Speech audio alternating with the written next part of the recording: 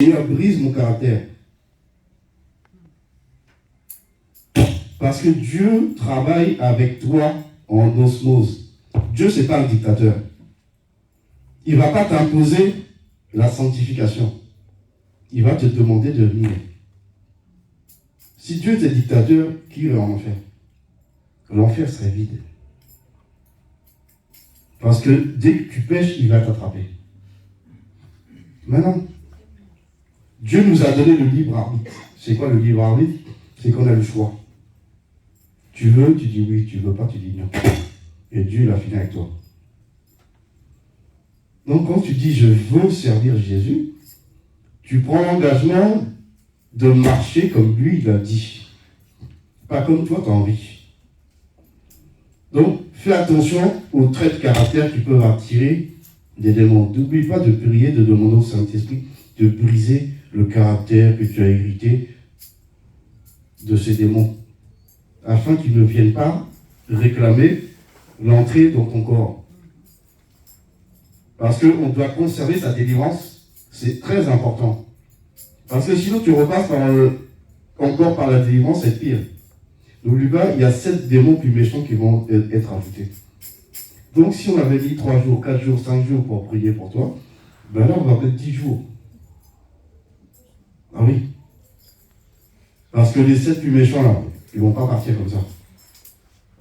Et Jésus dit que ce type de démon ne sort que par le jeûne de la prière. Il y a des démons coriaces. Les démons coriaces, celui qui prie pour toi, il doit jeûner.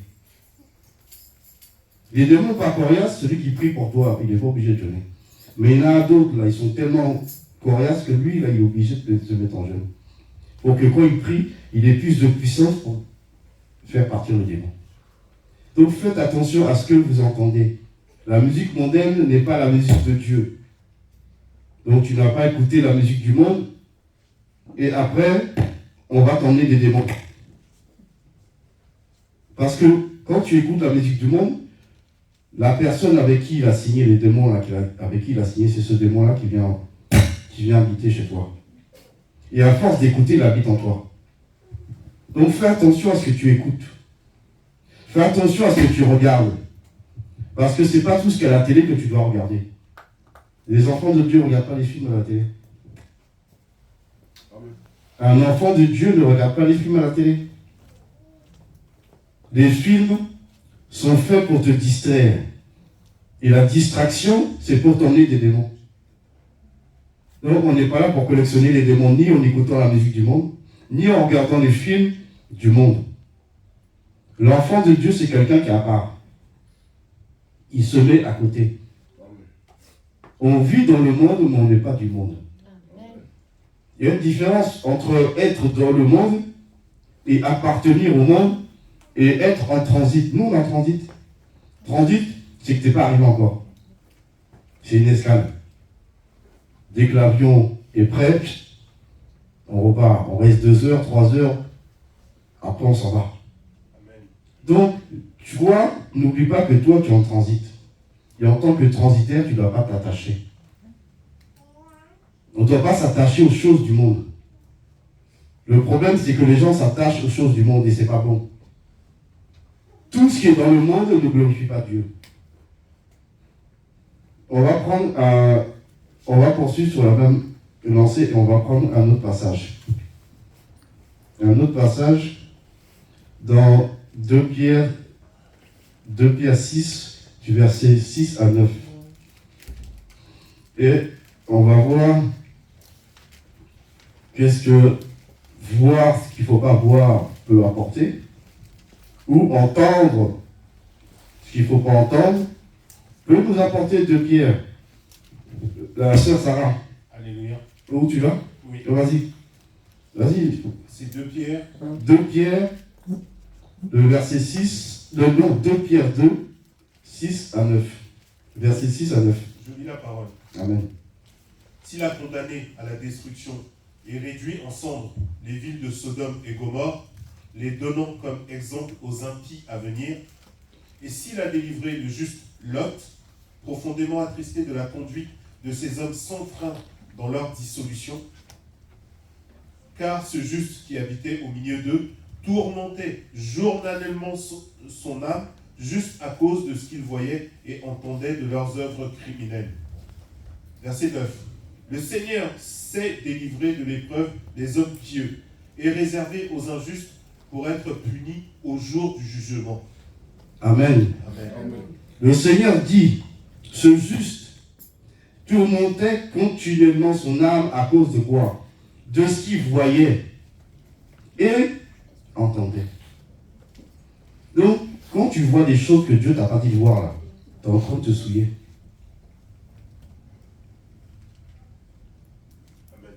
La nudité que les panneaux publicitaires en France font là. On voit un homme en caleçon, il est torse nu, ou on voit une femme avec sous-vêtements. Ça souille tes yeux. Tu passes devant ta vue là, pour demander pardon à Dieu. Amen.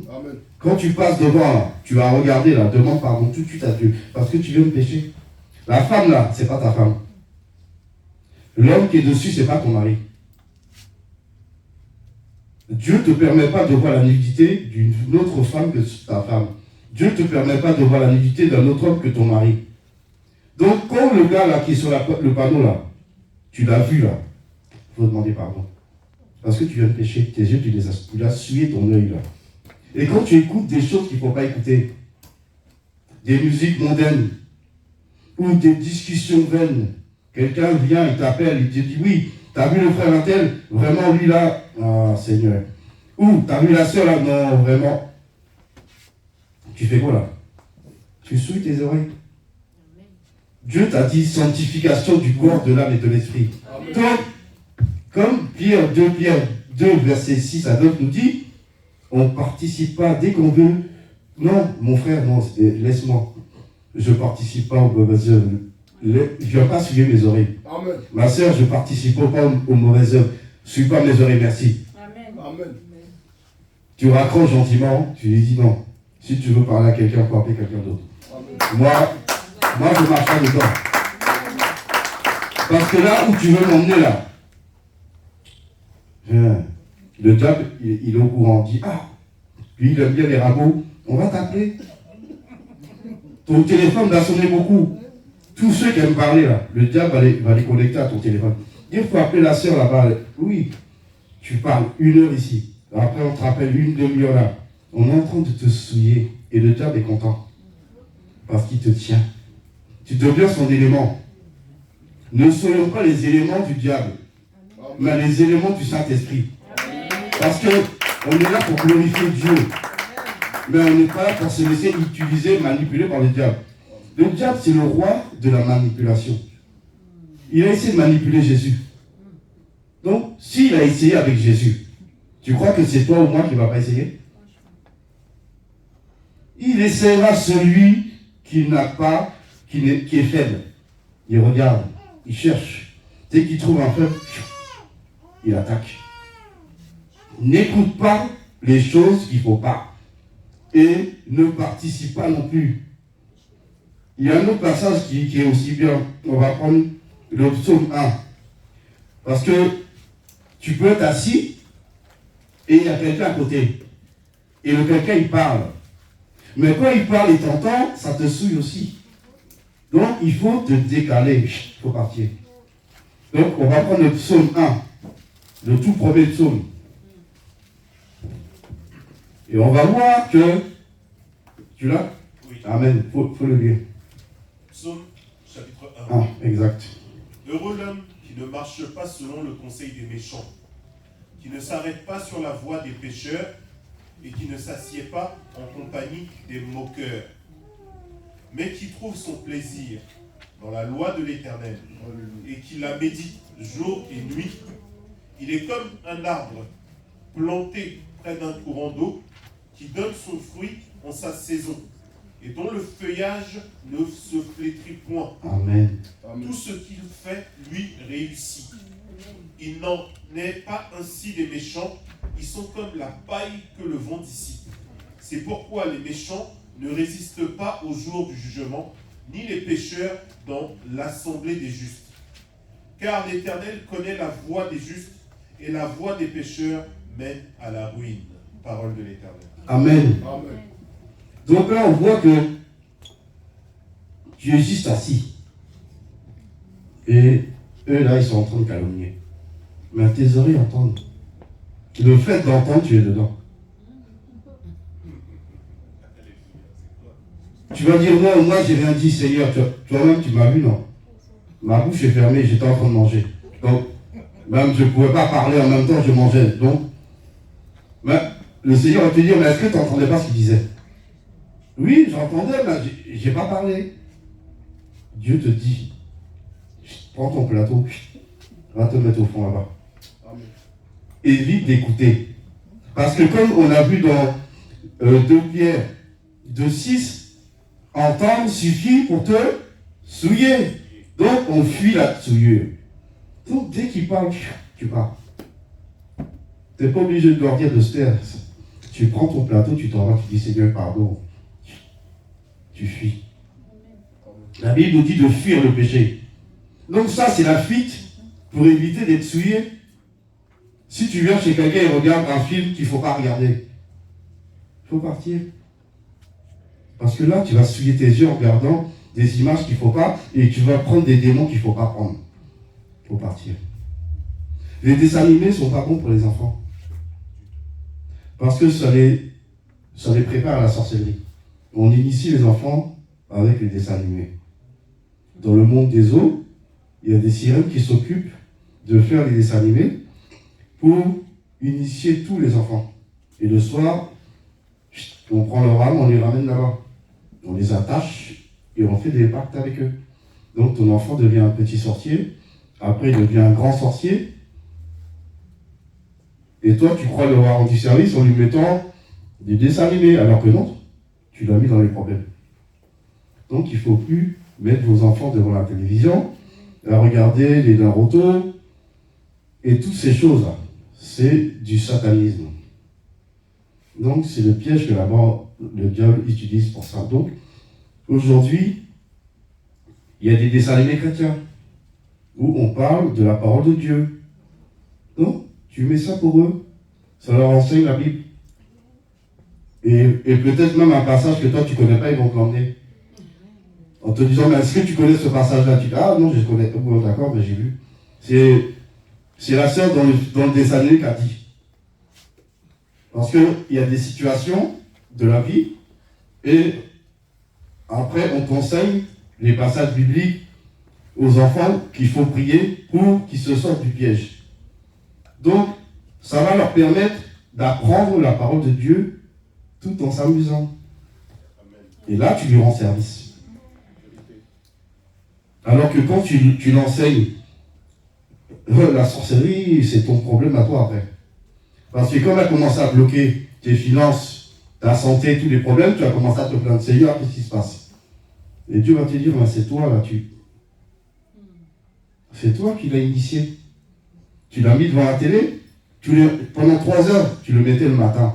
Tu poses ton petit déjeuner, tu poses la télécommande, tu allumes et tu lui dis, bon, reste là-bas, et toi tu fuis.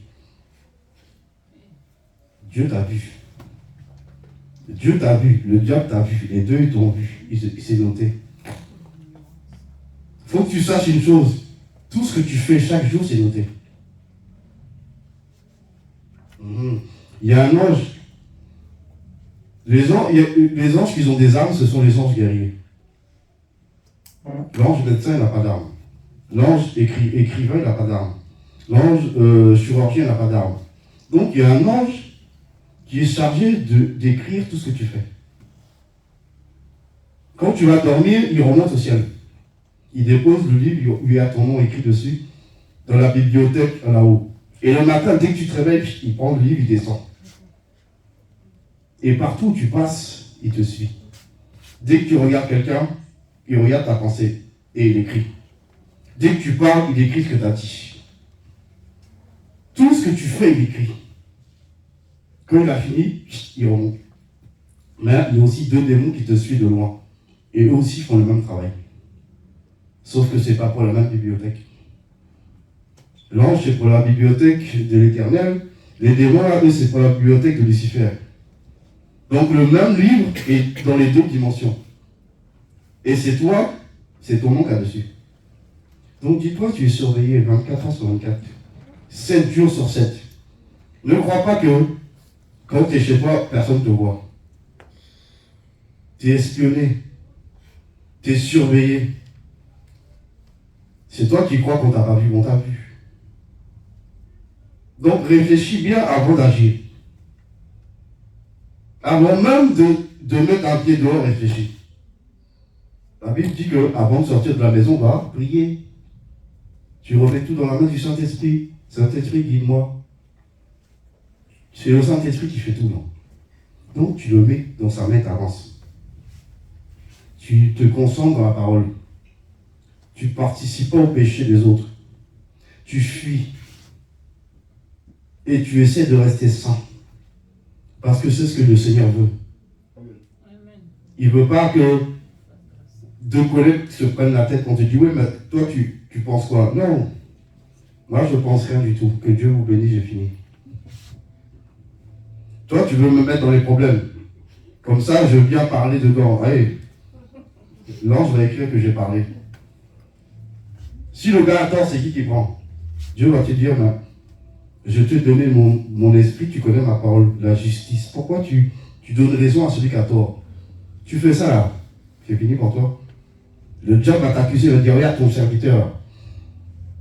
Tu vois, tu lui as dit de ne pas participer au mal, regarde-le. Tout ce que tu vas faire que Dieu ne veut pas, le diable va t'accuser.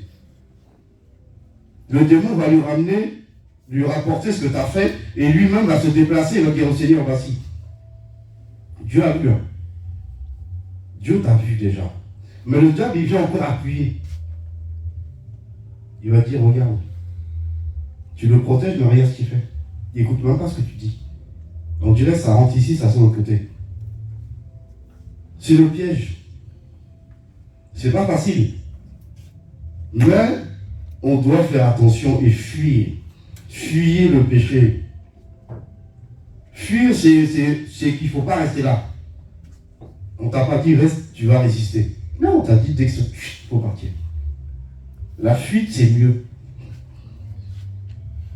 C'est la meilleure arme, la fuite. Et ceux qui aiment Dieu vont t'apprécier. Ne cherche pas à être apprécié des gens. Amen. Alléluia. Parce que si tu cherches à être apprécié des autres, tu vas te corrompre. Tôt ou tard, ils vont t'avoir. Parce que quand il aura tort, il va t'utiliser pour avoir raison. Et si toi tu lui donnes sa raison, c'est fini pour toi. Le diable va dire, tu vois, regarde-le. Non, tu ne tombes pas dans ce piège. Ça, c'est un piège. Tu donnes la raison à celui qui a raison, tu donnes le tort à celui qui a tort et t'as fini. Amen. Qu'il soit ton ami, il ne soit pas ton ami. Même ton ennemi, quand il a raison, tu lui donnes sa raison. Amen. Parce que le Dieu de justice que nous servons là, il est juste. Lui, il ne regarde pas la tête de quelqu'un. Lui, il regarde sa parole, qui tranche comme une épée à double tranchant. Donc, il est là pour la justice. Et le deuxième nom de Dieu, c'est justice. Donc, justice égale pas plaisanterie. Là, il n'y a pas de blague avec lui. Ça veut dire que si toi, tu as tort, il va te frapper. Si tu as raison, il va te donner ta raison. On ne joue pas avec Dieu. C'est très important. Et on va prendre aussi le livre de Éphésiens. Et on va voir que Éphésiens 5, à partir du verset 4 au verset 5. On va voir quelque chose d'intéressant. Alléluia. Amen. Éphésiens chapitre 5, à partir du verset 4. À 5. On lit la parole du Seigneur. Amen.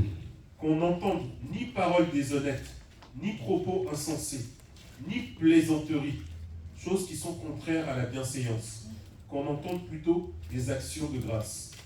Car, sachez-le bien, aucun impudique ou impur ou cupide, c'est-à-dire idolâtre, n'a d'héritage dans le royaume de Christ et de Dieu. Parole du Seigneur. Amen. Amen. Il dit qu'on n'entende quoi? Ni parole déshonnête et ni plaisanterie. Pourquoi? Certains disent oui, c'était pour te taquiner. Mais la plaisanterie vient. Amen. Le temps passe vite, franchement. Mais il faudrait plus d'une heure, il faudrait que je prenne 2 heures. Parce que 1 heure, c'est court quand même. 2 heures, ce sera mieux. Donc, on va allonger le temps. Donc, je disais que la plaisanterie, c'est pas bon. Dieu nous dit qu'il n'y a ni plaisanterie. Pourquoi? La personne a quelque chose contre toi. Mais il va tirer sa flèche. Et la flèche te dit, ah mais t'es gros. Franchement, il faut faire un régime. Hein.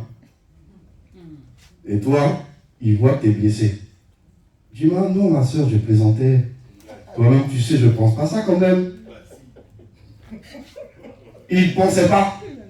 Pourquoi il a dit? Pourquoi tu ne penses pas et tu dis? Est-ce que quand Dieu parle, Dieu dit quelque chose qu'il ne pense pas? La Bible dit que tout ce qui sort de la bouche de l'Éternel ne revient pas à lui sans avoir accompli ce pourquoi elle est sortie. Donc, quand il a tiré son missile, là, il pensait bien. Il pensait puissamment bien même. Sauf que, il a vu ça t'a blessé. Et comme il veut se racheter, il te dit non, je blaguais, je plaisante. La plaisanterie, là, Dieu n'est pas dedans. Dis la vérité. Amen. Vérité, Dieu est avec toi. Plaisanterie, il n'est plus là. C'est comme ça que le diable attrape les gens.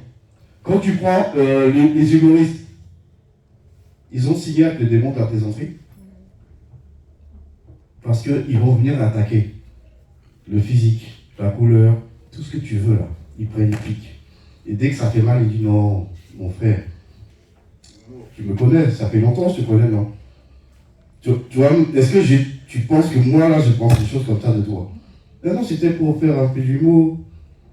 Son humour caché là, c'est la méchanceté. C'est la méchanceté qu'il manifeste et qu'il a caché sous juste la plaisanterie. Donc on ne plaisante pas avec Dieu. Amen. Ni avec ses frères, ni avec ses sœurs, on ne plaisante pas. Amen. Bon, je suis obligé d'arrêter là, ça me peine quand même parce que bon, je n'ai même pas fini. Je ne suis même pas à la moitié même. Jésus-Christ. Bon, c'est pas grave. Bon, on va arrêter là parce que l'heure file. C'est ça, l'heure file, on peut pas brider l'heure. Non, ça va être intéressant. Donc on va se lever, on va acclamer la parole de Dieu. On va acclamer la parole de Dieu. La parole qui donne la vie. La parole qui nous aide à sortir de guerre dans laquelle nous sommes. Amen, on va s'asseoir. Donc c'était pour ajouter, par exemple, le mardi, normalement, il y a tempête de prière. Mais, selon ce que le Saint-Esprit va conduire, il y aura des mardis, on va faire tempête de prière. Et d'autres mardis, on fera enseignement. Ça veut dire, on va louer Dieu, mais on va prendre la parole et on va prendre des enseignements pour pouvoir grandir aussi, parce que c'est important.